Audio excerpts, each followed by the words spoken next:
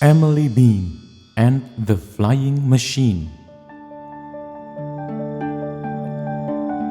Emily Bean dreamt long and hard of creating her own magical flying car. The wings would be grand, the windows large, with a tail as long as a river barge.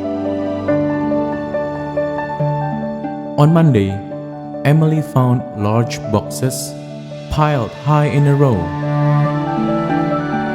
colored them red, and added a bow.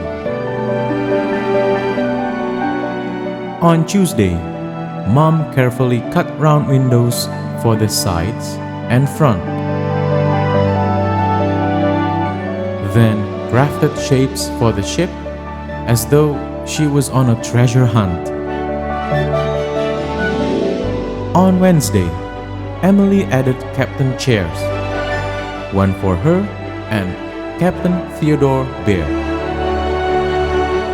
She found a steering wheel and colored it yellow, the color of the sun, daffodils, and her favorite marshmallow. On Thursday, Mom called out, "Emily, it's time for tea." She politely responded, "No thank you, Mom, not for me. I'm testing the ship to see how it runs. I'll get some space rocks and bring back a zillion tons." Friday was lounge day, so she gathered their things, bringing cookies and milk, and crayons and strings. Theodore was waiting along with the cat, securing on their heads large space safari hats. They buckled themselves in and held on tight as the rickety ship prepared for flight. Up, up, they went into the sky, with the wind in their hair as the clouds flew right by. Emily counted cities, houses, buildings, and seas, till all she could see were the tips of the trees. They were so far up, they passed shooting stars, passing comets, the moon, and the red planet Mars. On to Jupiter, then Saturn, Uranus, and Neptune, where Emily adjusted the antenna as she sang her favorite tune. "We made it to the last planet in our galaxy," she excitedly squealed, hugging her friends as it was all so real. "We did a great job, but there are still 2 in store, Mercury and Venus, before heading home once more."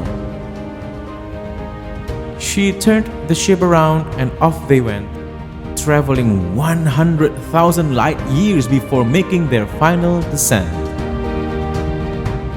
Stepping onto Venus with Theodore in her hand, Emily couldn't believe this is where she would ever land. She took out her books, her flag, and her tent, then got ready to explore as she wasn't sure where Theo went. She found him a little later, with a metal scanner searching all around, where they discovered all sorts of space rocks scattered on the ground. They began to collect as many as they could find. Emily was sure Mom wouldn't mind. She tried to take in all the sights as the light grew a bit dim. Emily then declared, with a big smile and a grin, "I dub thee Venus, claimed by me, Emily Bean." This to her felt too much like a dream. She looked at her map, then at the bright starry sky, pointing out Earth with a great sense of pride. Cat toddled back right into the ship. Emily knew it was time to complete their trip. She packed up their things when she felt like they were done and resumed her position as the captain, number 1. She handed a cookie to Theodore and the cat and said, "Mom made this just for us. Don't forget that." Emily yawned, her eyes getting heavy.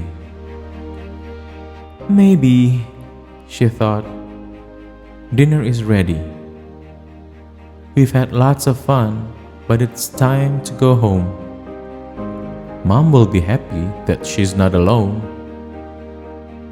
So off they went, back safely down, gently floating through the town, trying hard to stay awake, making sure their ship won't break. They landed safely without a sound, stepping out gently on the cold, hard ground. "Mom, I'm home!" Emily happily cried. Mom said, "How was the trip, my love? It must have been beautiful up there in the sky." Emily responded, It was. We saw so many things. We saw the moon and the stars, volcanoes and springs." As Emily tried to finish as best as she could, she was a little too tired to be well understood. "Hush, my love. I know you are so tired," Mom said. With that, Mom carried her straight to bed. "Good night, Emily Bean. I am so proud of you." Emily softly asked, "Can I bring you with us next time too?" "Of course, my dear. But now it's time to sleep." Theo's sleeping soundly. He's not making a peep. "Sweet dreams, my Emily. Tomorrow is a new day, and I'm sure your ship will be ready and waiting to play." That night, Emily had a magnificent dream of her very own magical flying machine.